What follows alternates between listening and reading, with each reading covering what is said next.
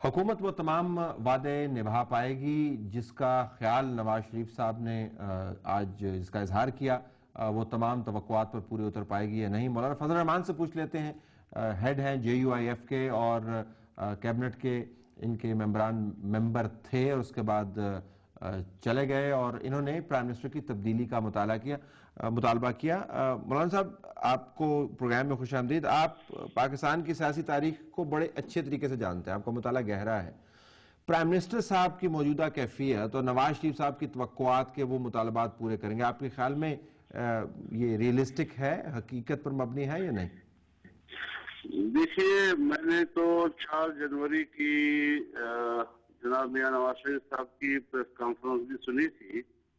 جی، اور آج کی پریس کانفرنس کی بھی جو رپورٹنگ سامنے آ رہی ہے وہ بھی زیر نظر ہے۔ اب ایک طرف تو وہ اس بات کا بھی کریڈٹ لیتے ہیں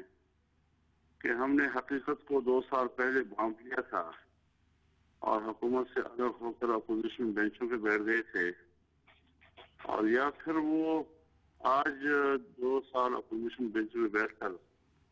45 دنوں کی امید لگا کر رہتے ہیں۔ تو مولانا صاحب، ہم اس سے کیا سمجھیں کہ ان کا جو تخیل ہے یا ان کی جو مطالبہ ہے وہ غیر حقیقی ہے یا حکومت کے تیلوں میں تیل نہیں ہے؟ میرے خیال میں کچھ میچ فکسنگ لگ رہی ہے۔ حکومت کے تیلوں کے تیل کے بارے میں ذرا وضاحت فرمائیے گا۔ آپ کیوں مطالبہ کرتے ہیں کہ پرائم منسٹر گیلانی جو اچھی بھلی میجورٹی کے ساتھ موجود ہیں ابھی بھی، وہ چلے جائیں؟ تو کیا ہوگا مولانا صاحب اگر گیلانی صاحب چلے جائیں گے؟ تو کیا ریولوشن آئے گا ملک میں؟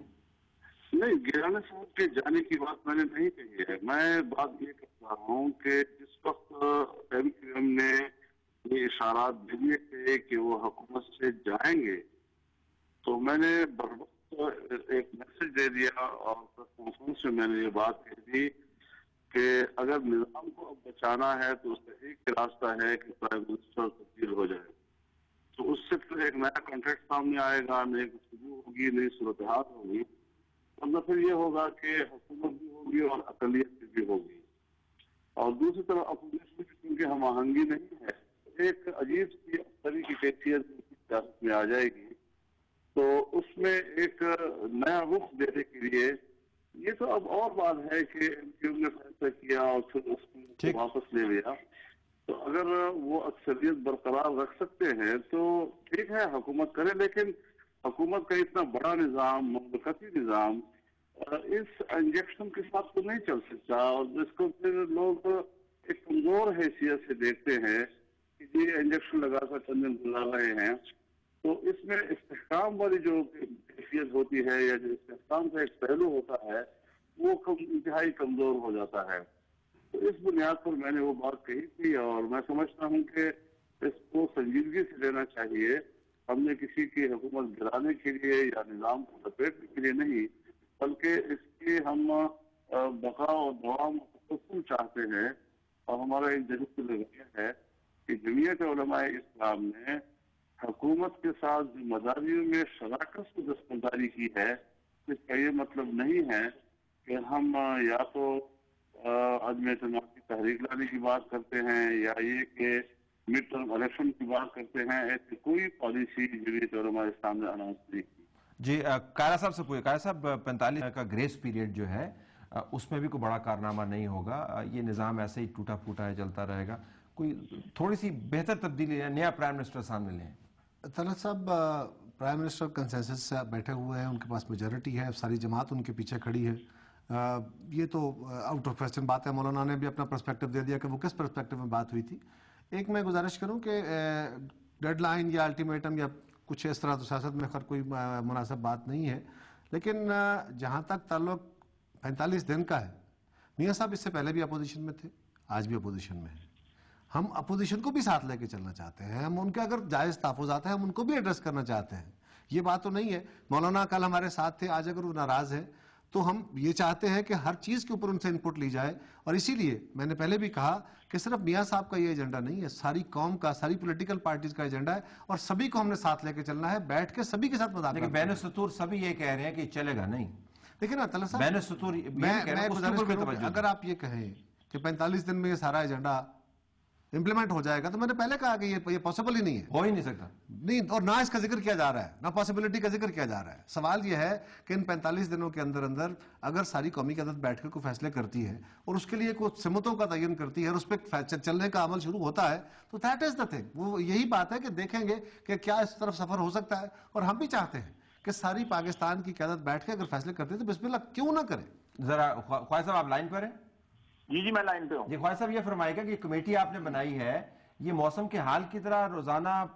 देखा करेगी, 45 दिन क्या चीज देखा करेगी ये कमेटी? ये स्टॉक एक्सचेंज तो है नहीं, क्या देखेगी, ऑब्जर्व क्या करेगी? ये मैं आपको बताता हूँ, ये स्टॉक एक्सचेंज की तरह ही है। जरा सेंटीमेंट ठीक करने के लिए ना, क्लाइमेट का जो मौसम का आपने बात की है, मैं एक दो मेरी सजेशंस हैं कि पता भी लग जाएगा कि हुकूमत कितनी सिंसियर है, 45 दिन गुजारना चाहती है कि या वाकई कुछ करना चाहती है, और हमें भी पता लग जाएगा कि हम कहाँ खड़े हैं। हमारे किस तरह पता चलेगा, मैं ये जानना चाहता हूँ, मैं वही बता रहा हूँ, फॉर्मूला जरा बताएं मुझे। शाही थोड़ी ब्रेक लगाए ना, मैं आपको ऊपर ही आ रहा हूँ,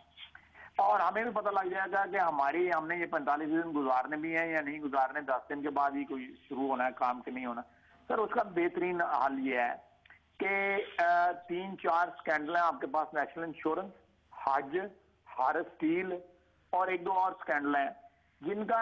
ये हुकूमत को ये भी पता है कि किन किन अकाउंटों में करोड़ों रुपए पड़े हुए हैं। इस सारी डकैतियों की जो माल है ना, माल मुकदमा जो है वो कहाँ कहाँ पड़ा हुआ है। तो अगर हुकूमत जिन लोगों के पास ये पैसों की वसूली हुई है, जिनके नाम अदालतों में आए हुए हैं, उनके खिलाफ इकदाम उठाए, उनको जो है वो फारिग करे, उनको सुबकदोश करे कि जब तक आपके मुकदमों के फैसले नहीं होते और ये माल मुकदमा जब तक वापस नहीं होता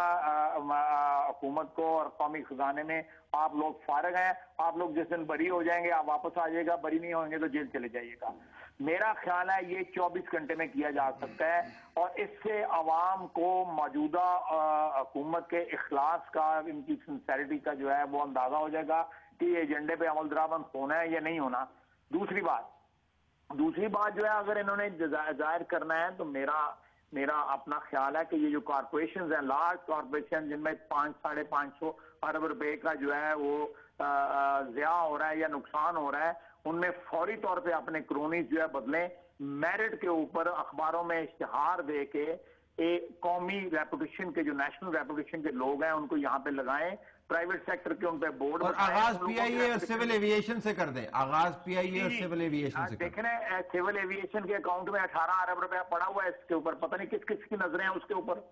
पीआईए का जो हाल है आपका, अब ये नया रूटों के ऊपर जो रौला पड़ गया है वो भी आपको पता लग गया हुआ है। तो इन लोगों को घर भेजें, ये 2 इकदाम जो है कल शाम तक हो सकते हैं, हुकूमत कर दे, बिस्मिल्लाह, हम इनके ऊपर एतबार करने को तैयार हैं। बयान मुकर्रर कर दिया ख्वाजा साहब ने, इस पे अभी हम वापस आते हैं जरा ब्रेक के बाद, और मौलाना साहब से पूछेंगे क्या जो है कि जो करप्ट लोग साहब इसमें बाद में वक्फे के बाद थोड़ा वक्फा देर से कर लीजिए, टाइम अपना जरूर लीजिए कमर्शियल का, लेकिन सीक्वेंस खत्म हो जाता है। ख्वाजा साहब आपने जो बात कही पब्लिक सेक्टर कारपोरेशन के ऊपर 250 अरब से चला था, अब 550 अरब पर पहुंच गए लेकिन चले 250 या 300 जितना भी है, मैं जितना भी है ख्वाजा साहब, मैं टाइम जरा थोड़ा है, मैं गुजारिश करूं कि ऑलरेडी